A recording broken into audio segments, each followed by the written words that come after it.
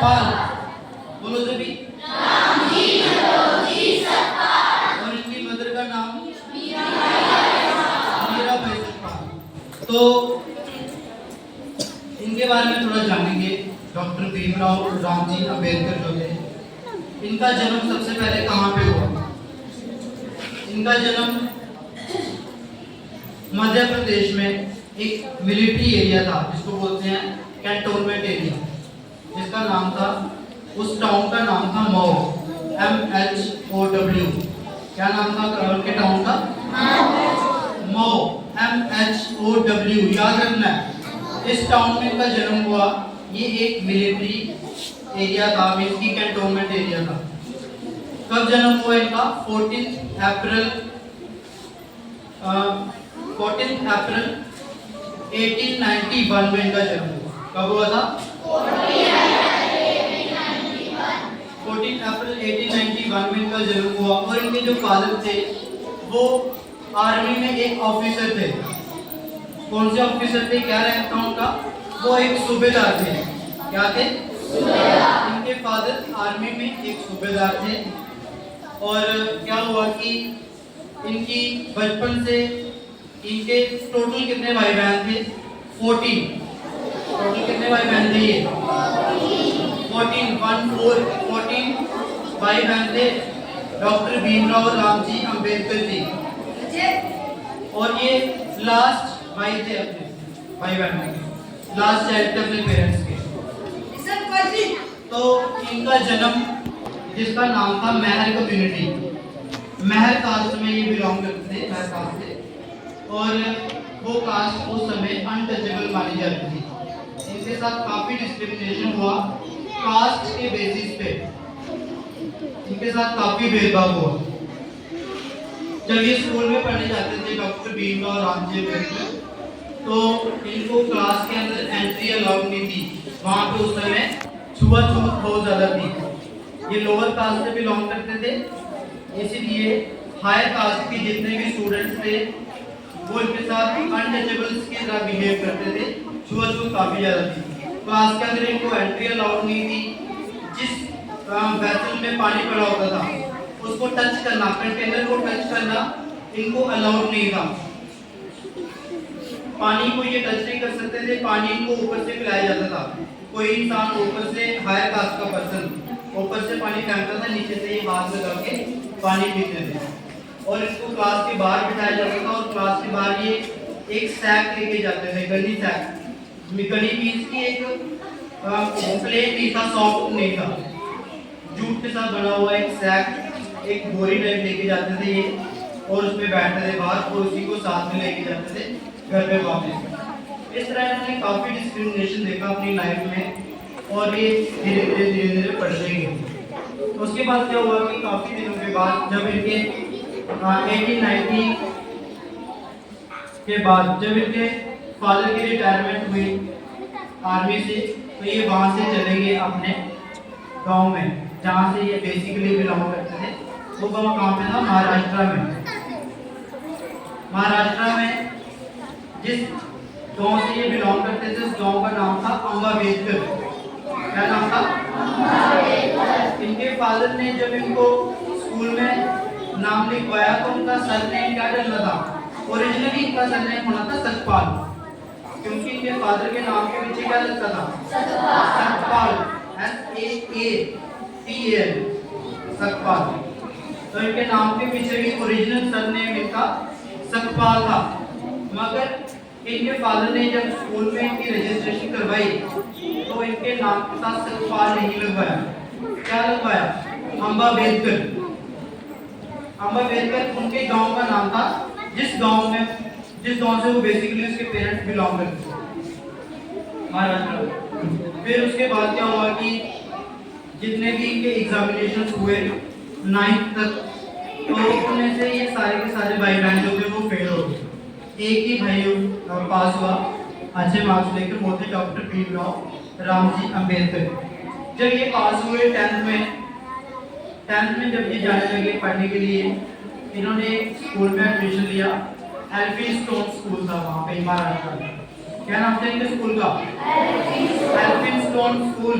वहाँ पे इन्होंने एडमिशन लिया और वहाँ पे एडमिशन लेते ही वहाँ पे टीचर इनको पढ़ाते थे, वो एक ब्राह्मण कास्ट से बिलोंग करते थे, हमारे पास थी। वो इनकी प्रोग्रेस को देखकर काफ़ी खुश हुए, इनकी इंटेलिजेंस लेवल को देखकर काफ़ी खुश हुए। और उन्होंने क्या देखा, उन्होंने कहा जो उनके नाम के पीछे लगता था अम्बेडकर, जो उनके ब्राह्मण टीचर थे उनके नाम के पीछे क्या लगता था, उनका सरनेम था अम्बेडकर। उन्होंने अपना surname doctor B R Ambedkar के पीछे लगा दिया। उन्होंने स्कूल की जितनी भी डॉक्यूमेंटेशन थी वो सारी चेंज करके उन्होंने अपने नाम का जो सरनेम था अम्बेडकर बोल गया। पहले क्या लगाया था उनके फादर ने, अम्बेडकर, मगर ये अपने जो ब्राह्मण टीचर थे 10th क्लास में उन्होंने अपना surname doctor B R Ambedkar के पीछे लगा दिया था। तब से उनका नाम डॉक्टर बी आर अम्बेडकर पड़ा। पहले उनका नाम बी आर अम्बेडकर लिखवाया था उनके फादर ने, मगर ओरिजिनली अम्बेडकर ही नहीं लगना था, ओरिजिनल सरनेम उनका सतपाल था। इस तरह से ये उसके बाद उन्होंने कॉलेज में पढ़ाई की, एल्फिंस्टन कॉलेज था, वहाँ से पढ़ाई की। तो एक सबसे बड़ी बात, लोग कहते हैं कि इनके पास कितनी डिग्रीज थी, इन्होंने बहुत पढ़ाई की थी। आप सभी ने सुना भी होगा शायद कि इनके पास 32 डिग्रीज थी, मगर रियलिटी ये नहीं है। इन्होंने कितनी डिग्रीज हासिल की थी, 9 डिग्रीज। कितनी? इन्होंने कौन कौन सी डिग्री की थी? इन्होंने बीए की, ग्रेजुएशन में कौन कौन से सब्जेक्ट थे? आर्ट्स के स्टूडेंट्स को पता होगा, हिस्ट्री, फिलोसफी, सोशियोलॉजी, एंथ्रोपोलॉजी, ये सब्जेक्ट्स ये पढ़ते थे ग्रेजुएशन में, बीए में। उसके बाद इन्होंने एमए की पॉलिटिकल साइंस में, फिर इन्होंने एमए की इकोनॉमिक्स में फिर इन्होंने पीएचडी की, फिर इन्होंने डीलिट की। स्कॉलरशिप के बेसिस पे ये लंदन में गए पढ़ने के लिए, वहाँ पे इन्होंने डीलिट, ये क्या होती है डीलिट? डीलिट जानता कोई? Doctorate of literature. उसके बाद इन्होंने एलएलडी की, डॉक्टरेट ऑफ लॉ। इस तरह उन्होंने काफी पढ़ाई की, इन्होंने बैरिस्टर भी बने। इन्होंने एक बुक का ये विरोध करते थे, डॉक्टर बी आर अम्बेडकर।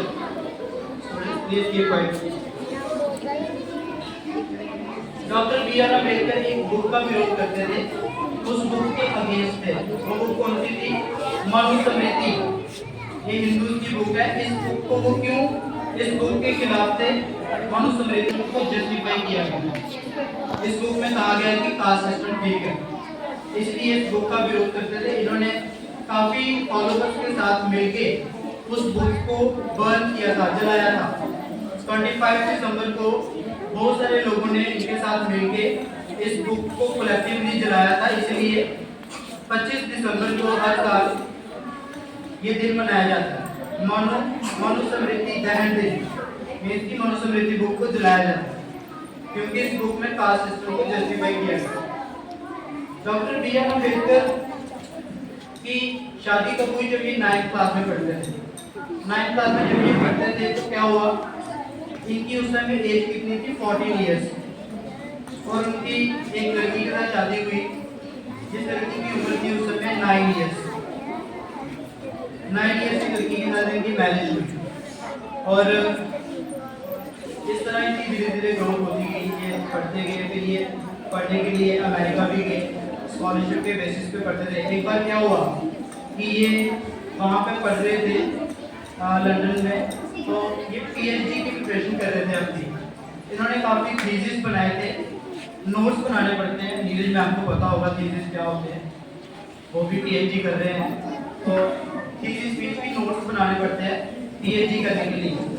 तो वो थीसिस बना रहे थे, तो इन्होंने काफ़ी बना लिए, काफ़ी प्रिपेयर कर लिया था, काफ़ी नोट्स थे इनके पास। हुआ क्या कि इनकी स्कॉलरशिप बंद हो गई। जब इनकी स्कॉलरशिप बंद हुई तो इनको वापस इंडिया में आना पड़ा। इंडिया में आते वक्त क्या हुआ कि जिस शिफ्ट में ये बैठे थे, इनके नोट्स जो थे, जो उनका स्टडी मटेरियल था, वो किसी दूसरी शिफ्ट में लाना पड़ा। जब वो दूसरी शिफ्ट में लाना पड़ा तो उस शिफ्ट को क्या हुआ, आते वक्त जर्मनी की एक समरी ने उस पर अटैक कर दिया, वो सारा स्टडी मटेरियल पर डूब गया। और शिफ्ट 2 की शिपमेंट का शेड्यूल। फिर इन्होंने गवर्नमेंट से रिक्वेस्ट की और अपनी प्रॉब्लम आगे शो की, जिसकी वजह से इनको फिर से पढ़ने के लिए, फिर से नोट्स बनाने के लिए, थीसिस बनाने के लिए अलाउ कर दिया गया। इस तरह ये एक आम इंसान नहीं थे, इन्होंने अपने जीवन में काफ़ी संघर्ष किया, काफ़ी मेहनत की और इस तरह ये एक बहुत बड़े मुकाम पे पहुंचे। एक बार क्या हुआ कि ये हमने क्या, इनको फादर ऑफ इंडियन कॉन्स्टिट्यूशन भी कहा जाता है, डॉक्टर बी.आर. अम्बेडकर जी को। क्यों? क्योंकि ये इंडिया का कॉन्स्टिट्यूशन जब बनाया गया था, उस समय जो ड्राफ्टिंग कमेटी थी इंडिया के कॉन्स्टिट्यूशन की, उस ड्राफ्टिंग कमेटी के ये चेयरमैन थे। ये ड्राफ्ट किसने बनाया था? डॉक्टर भीमराव अंबेडकर जी ने बनाया था, मगर इनके साथ काफी हेल्प सर बी.एन. राव उन्होंने भी की थी। उन्होंने भी एक रफ ड्राफ्ट प्रिपेयर किया था, जिसके बेसिस पे ओरिजिनल ड्राफ्ट जो था डॉक्टर बी.आर. अम्बेडकर जी ने बनाया। एक बार क्या हुआ कि कॉन्स्टिट्यूएंट असेंबली में मीटिंग हो रही थी, डॉक्टर बी.आर. अम्बेडकर भी उसी में थे, कॉन्स्टिट्यूशन को बनाने की बातचीत चल रही थी। तो डॉक्टर बी.आर. अम्बेडकर जी को कहा गया कि आप भी बोलो कुछ कॉन्स्टिट्यूशन के बारे में। उनको कहा गया कि ऑस्ट्रेलिया के कॉन्स्टिट्यूशन के बारे में बोलो। ऑस्ट्रेलिया क्यों? क्योंकि जो हमारा इंडिया का कॉन्स्टिट्यूशन है, ये कैसे बनाया गया है? इसको बैग ऑफ बोरिंग भी कहा जाता है। बैग ऑफ बोरिंग क्या मतलब? बोरो में कुछ लेना, तो कुछ लेने वाला बैग भी कहा जाता है हमारे कॉन्स्टिट्यूशन को। क्यों? क्योंकि डिफरेंट कंट्रीज के कॉन्स्टिट्यूशंस को पढ़ के थोड़े थोड़े अच्छे अच्छे रूल्स जो है वो लेके हमारे इंडिया के कॉन्स्टिट्यूशन में डालेंगे। इंडिया का जो कॉन्स्टिट्यूशन है, 60% कॉन्स्टिट्यूशन कहाँ से दिया गया है? जो ब्रिटिशर्स ने यहाँ पे बनाया था, जिसका नाम था government of India act of 1935। 60% constitution government of India act of 1935 जो कि ब्रिटिश गवर्नमेंट ने बनाया था, वहाँ से दिया गया। और 40% कॉन्स्टिट्यूशन कहाँ से दिया गया? वर्ल्ड की डिफरेंट कंट्रीज के कॉन्स्टिट्यूशंस को पढ़ के उनके जो बेस्ट लॉज थे उनको लिया गया और इंडिया के कॉन्स्टिट्यूशन में डाले गए। इस तरह इनकी लाइफ में काफी दिन इन्होंने काफी हार्ड स्ट्रगल करके इंडिया के कॉन्स्टिट्यूशन को बनाया। इंडिया के कॉन्स्टिट्यूशन को बनाने के लिए कितने दिन लगे थे? आपको बताया भी था पिछली बार में, याद है? 2 years। ये बताएगी तानिया प्लीज। कितने दिन लगे थे इंडिया का कॉन्स्टिट्यूशन बनने में? वर्ल्ड का सबसे लेंथीएस्ट कॉन्स्टिट्यूशन है। 2 years 11 months 18 days। Very good, clapping करेंगे।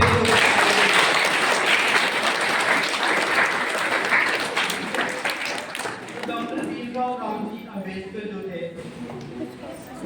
इन्होंने बहुत इम्पोर्टेंट रोल प्ले किया। और दूसरा हम ये दिन आ रहे हैं बैसाखी का। बैसाखी के दिन क्या है? हार्वेस्टिंग सीजन होता है। ये सिर्फ यहाँ पे बैसाखी इसका नाम है, डिफरेंट स्टेट्स में अलग अलग नाम से पुकारी जाती है। ये अलग अलग नाम से इसको कहा जाता है, कहीं पे ओणम कहते हैं, कहीं पे बिहू। इस तरह डिफरेंट स्टेट्स में इसको डिफरेंट नाम से पुकारा जाता है। ये हार्वेस्टिंग सीजन है, इस दिन हार्वेस्टिंग स्टार्ट होती है, फसल को काटना स्टार्ट करते हैं। सबसे पहले ये कब स्टार्ट हुई थी बैसाखी? 1691 में। खालसा पंथ, जो सिखों का पंथ है खालसा, वो जिस दिन स्टार्ट हुआ था तब ये बैसाखी का त्यौहार मनाना स्टार्ट किया। जिस दिन हार्वेस्टिंग स्टार्ट होती है उसी दिन ये बैसाखी का त्यौहार मनाया जाता है। Doctor B R. अम्बेडकर जी को कभी भी नहीं भूलेंगे, ठीक है? लाइफ में उन्होंने काफी योगदान दिया। फिर उनको क्या हुआ कि लास्ट में वो बीमार रहने लगे। 1918 उनको क्या हुआ कि डायबिटीज हो गई लास्ट डॉक्टर बी.आर. अम्बेडकर, और उनकी लंग्स में भी पेन रहने लगी। उनकी वाइफ की भी डेथ हो गई थी। फिर उन्होंने दूसरी शादी की, एक और शादी की जिसका नाम था लड़की का, वो लड़की MBBS थी, जिसका नाम था सविता सतपाल। पहले उसके नाम से तो सतपाल नहीं लगता था, पहले कबीर था। सविता सतपाल के साथ उनकी मैरिज हुई, वो MBBS थी। तो डॉक्टर बी.आर. अम्बेडकर जी जो थे, इनको लास्ट में डायबिटीज हुई। डायबिटीज की वजह से इनका जो इफेक्ट था वो आईज में चला गया, तो इनकी आंखें, आई साइट भी काफ़ी वीक हो गई। फिर ये काफ़ी बीमार रहने लगे, लेग्स में भी काफ़ी पेन रहती थी। इस तरह फिर धीरे धीरे इनकी इसी डिजीज की वजह से ही डेथ हो। तो इन्हीं शब्दों के साथ में I would like to conclude my speech. Thank you so much for listening.